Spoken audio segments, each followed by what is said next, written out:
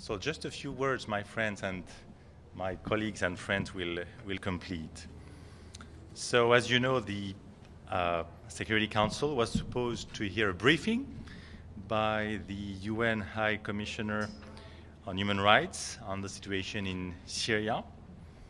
This has been openly obstructed by Russia, who has refused any dialogue, any discussion, any exchange of information on the human rights situation in Syria, as if there was absolutely no problem in this respect in Syria, while the human rights violations are, as we all know, at their very peak in this country. So could the consequences have been that there was no discussion on Syria? Certainly not.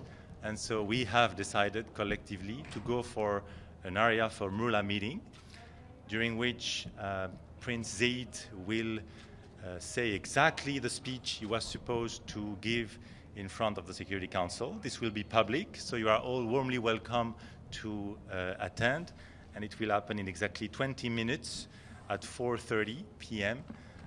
And I think this will be the same outcome and a very clear message on the humanitarian tragedy that is unfolding before our eyes in Syria.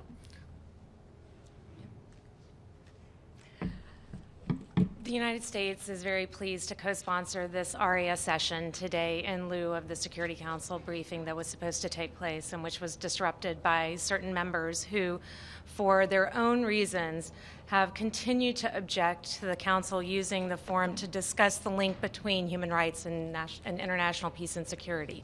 This is an ongoing discussion that we've been having in the Council, and today shows the lengths that some members of the Council will go to hide and distort the truth about what's happening in Syria. So we're grateful that we will have an opportunity to hear from Prince Zaid today, to hear from the High Commissioner for Human Rights about the situation in Syria, and to also share our views on the subject. So I thank France for convening this Arria, and we are pleased to co-sponsor it.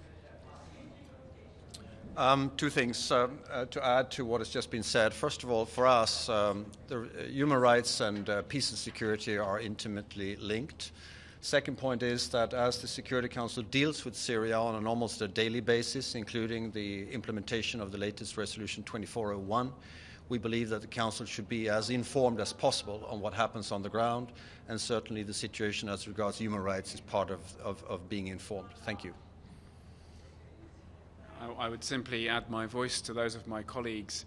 I can see why Russia doesn't want the truth of what is happening on the ground, the appalling human rights abuses taking place thanks to the Assad regime in Syria day after day, and the very clear link there is with the conflict and international peace and security to be openly voiced.